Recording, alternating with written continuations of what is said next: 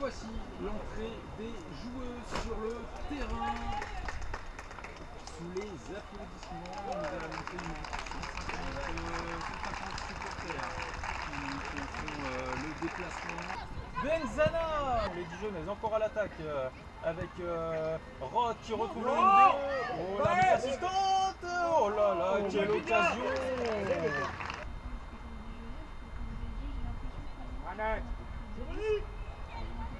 L'arbitre, ça pense.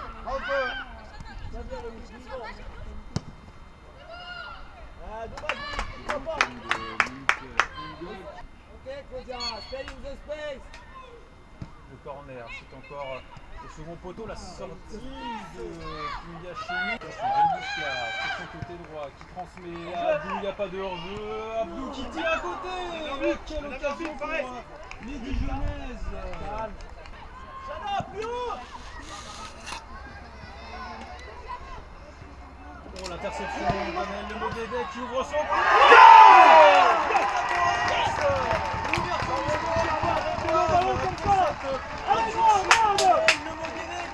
qui a profité de l'erreur de la défense dijonnaise pour Lisa Lichfus. Léa Declercq au corner, c'est le premier poteau, c'est pas bien tiré, c'est envoyé par la défense, Renoir tant bien que mal, la frappe Allez, il faut la sortir. de Madeleine Roth du pied gauche. Reste là, attaque cette ligne. Allez, Qui joue pour défaire la belle déviation pour Diaz, la frappe de Pungacheni. Gauche. Effectivement, attention Inora, on est reparti, la frappe, et quel arrêt de Lisa Lichfus qui s'est bien foutu. Sébastien Joseph, l'entraîneur de Dijon, forcément déçu, défaite 1-0, parce qu'il y avait la place pour faire mieux aujourd'hui. Clairement, je dirais au vu de la physionomie du match, même un point nous aurait pas satisfait. Alors 0 c'est encore pire, je pense qu'il y avait clairement la place pour prendre 3 points. On prend un but qui est inadmissible. À ce niveau-là de compétition, on se fait avoir sur un jeu long. Enfin, c'est vraiment un but qui est ridicule. Mais au-delà de ça, comme je disais aux joueuses, le match pour moi c'est en première mi-temps qu'on le perd. On a je ne sais pas combien d'occasions qu'on ne met pas au fond. On doit mener au moins 2-0 à la mi-temps et on ne marque pas. Et partant de là, on se fait punir voilà, comme des gamines. Ouais, c'est rageant parce que la première période était vraiment de bonne facture. On a vu quasiment Reims inoffensif.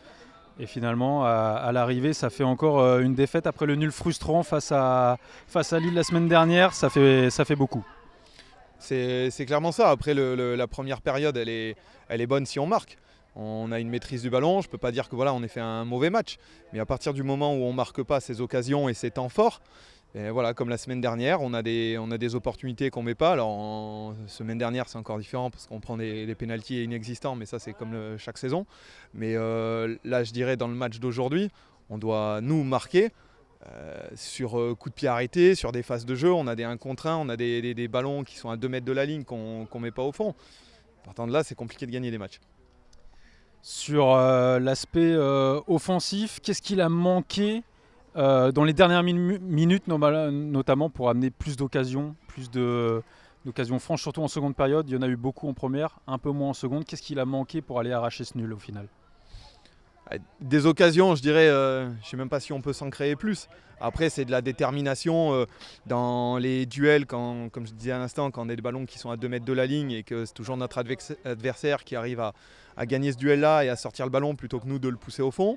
Quand on a des 1 contre 1 ou des face-à-face avec la gardienne et qu'on tire à côté ou au-dessus ou sur la gardienne, voilà, je veux dire, les opportunités, on les a. Après, c'est être capable d'être lucide, de finir, de savoir gérer ses émotions face à la gardienne et puis mettre tout simplement ce ballon au fond je dirais, où on a plusieurs opportunités pour le faire. Merci Sébastien.